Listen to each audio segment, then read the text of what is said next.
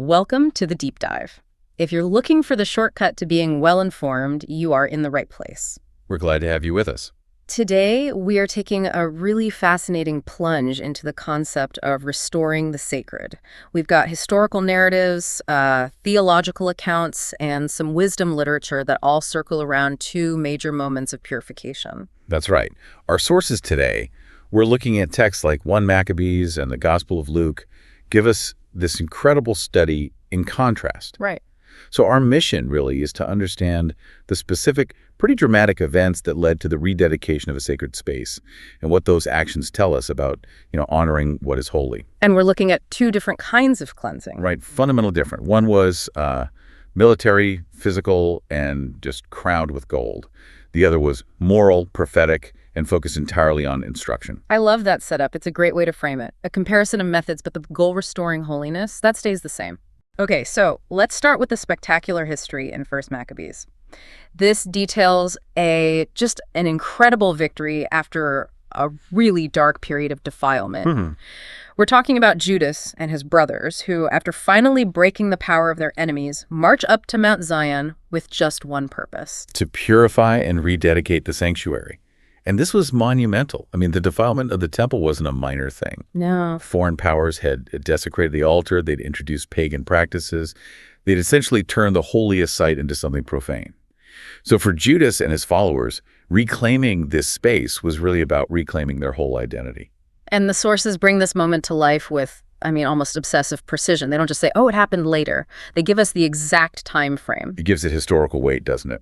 The reconsecration took place early in the morning on the 25th day of the 9th month, which is the month of Chislev. And this was in the year 148. Okay, let's unpack that specific year for a second, because context is everything.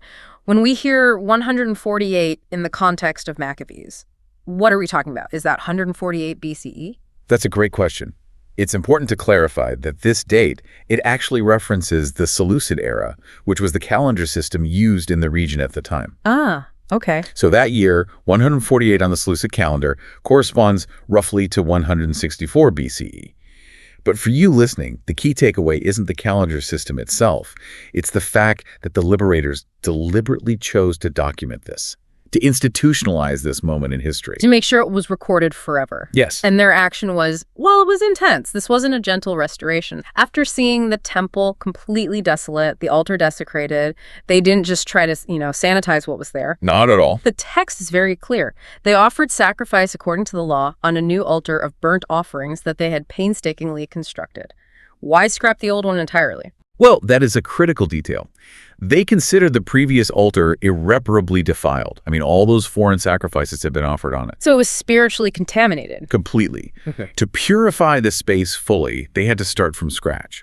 They dismantled the old polluted stones and built a brand new altar. It was a symbol of a complete spiritual and physical rebirth of the sanctuary. It signaled that the past was utterly rejected. It's the ultimate statement of sovereignty. And here's where the detail becomes almost cinematic.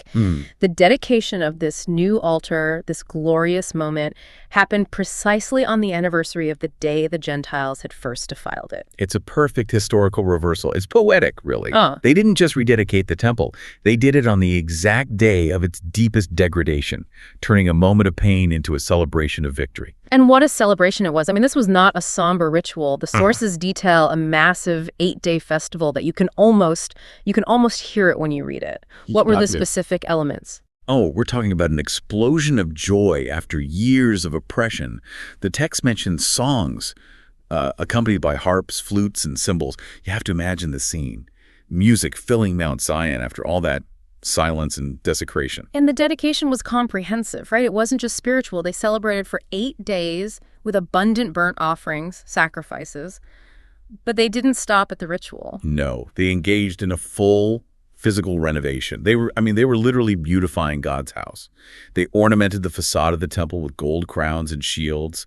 They meticulously repaired the gates, the priests' chambers, and furnished them with new doors. It was a massive civic and religious undertaking. It was, all driven by this profound relief that, as the text says, the disgrace of the Gentiles was finally removed. So the restoration was absolute. And the legacy is maybe the most important part of this whole narrative. This wasn't just a spontaneous thing. Absolutely not. It was institutionalized. The decision was made collectively. Judas, his brothers, the entire congregation of Israel, they decreed that these 8 days of dedication were to be observed annually with joy and gladness, starting from that 25th day of Chislev.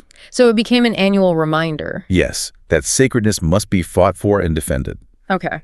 So we have this incredible historical moment, a successful military operation leading to this physical and luxurious rededication, new altar gold symbols. It's a story of external restoration. Right. Let's fast forward several centuries to a very different kind of cleansing. This one captured in the Gospel of Luke. Here, we see another passionate defense of the sacred, but the methods, they could not be more distinct. And we move from the military leader, Judas, who's dealing with external enemies and, physical defilement, to Jesus, who is confronting internal systemic corruption right in the heart of the religious establishment. But the core conviction is identical. Yeah. The house of God has a purpose that must be protected. The scene in Luke 19 is so abrupt and dramatic. Jesus enters the temple area and immediately begins driving out those who were selling things. It's a sudden, firm act. It's a disruption. And this action isn't rash, it's prophetic. Jesus wasn't just upset about people making an honest living. He was furious that the entire purpose of the space prayer, sincere worship, access to God had been corrupted by exploitation. Right. So he drives them out and he uses that powerful quote, which just cuts straight through the noise. Oh, yeah. It is written, "My house shall be a house of prayer, but you have made it a den of thieves." That is such a fundamental distinction. In Judas's time, the problem was pagan defilement. Here, the problem is moral corruption disguised as religious service. Oh, exactly. The temple had been turned into a place where the powerful profited off the devotion of the poor. It had ceased to be a place of honest encounter. It had become an obstacle. So the cleansing wasn't physical in the same way. No new altar was needed. No, it was a moral and a spiritual reset. And what's fascinating here is what happens immediately after the cleansing. In the historical account, the follow-up was an 8-day party with gold. What does Jesus do once he's cleared the space? He immediately begins teaching. The source says he was teaching in the temple area every day. And that, right there, is the key difference. It's this profound insight into his method of purification. He removes the corruption, and then he fills the void with instruction. With truth. The restored temple's function under his authority wasn't just ritual sacrifice. It was becoming a permanent school of true devotion. That reframes the entire purpose of the space. It moves the focus from the physical structure to the content of the heart, to the ongoing learning of God's way. Right. The physical cleansing was instantaneous, but the spiritual restoration, that was a daily commitment of instruction. And that daily commitment is precisely what threatened the establishment. It terrified them. The chief priests, the scribes, the leaders of the people, they were seeking to put him to death.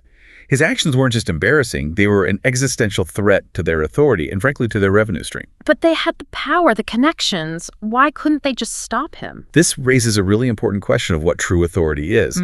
They were inhibited because Jesus had what they lacked: the complete devotion of the common people. The text explicitly says all the people were hanging on his words. His popularity was his shield. The people recognized the truth in his teaching, and that connection gave him a protection the leaders just couldn't breach. So now we connect the dots. Two powerful acts of purification separated by centuries. Judas restored the temple physically with military might. To honor God's sovereignty over the land. And Jesus restored the temple morally with firm action and daily instruction. To honor God's sovereignty over the soul. Both a passionate defensive purpose. And this is where the thematic anchor provided by the sources, that responsorial psalm, becomes so vital. Both Judas's fight and Jesus' teaching are ultimately rooted in recognizing who is really in charge. The language in the psalm is majestic. It describes a scale of power that transcends both the battlefield and the marketplace. Exactly. It lists the attributes. Yeah. Grandeur, power, majesty, splendor, glory. It emphasizes that all in heaven and on earth is God's. Riches, honor, power, might. It all comes from God. Right. And if we truly acknowledge that level of divine ownership, then our obligation to keep his house, whether it's physical or spiritual pure, becomes absolute. That context brings so much depth to the idea of holiness. The reflection that draws from Psalm 93 confirms it. Holiness befits your house, O Lord, for all the days to come. Holiness isn't just a temporary state you achieve after a battle. It is the enduring character required of a space dedicated to eternal majesty. And if you follow that logic, the ultimate realization is that these historical and prophetic cleansings, They serve as a blueprint for the spiritual cleansing required in our own lives. Yeah. The personal temple. Exactly. The reflection points out that Jesus calls us to remove anything, distraction, exploitation, systemic sin, that draws us away from true worship. You know, we often think of spiritual life as this gentle practice, but both of these accounts show that dedication sometimes requires firm, decisive action. Judas had to fight. Jesus had to flip tables. That's such an important point. Love, in defense of what is sacred, sometimes requires a radical, immediate removal of corruption. And we can link that action directly to the final invitation from our sources, the call to let Christ purify our hearts. It's the bridge, isn't it? The bridge between the historical rededication of an altar and the internal daily renewal of our personal lives, so we can welcome him with deeper reverence and joy. That's a powerful summary. We started with the specific, date-stamped, celebratory history of the altar rededication, then moved into the dramatic moral urgency of Jesus' cleansing. But the shared theme is the restoration of sacred purpose. Against both external defilement and internal corruption. The actions are intense, but the resulting joy and lasting commitment, that's the reward. So since both of these accounts highlight that purification requires specific, dedicated action, what's the final thought for us to mull over? Well, here it is. Based on these accounts of temple cleansing and rededication, what one distraction or corrupted practice can you set aside today to give more space for prayer and sincere devotion? An excellent challenge for all of us. Thank you for providing these rich sources and allowing us to unpack them today. We hope you feel thoroughly informed and maybe even ready to begin that internal process of rededication. Until next time.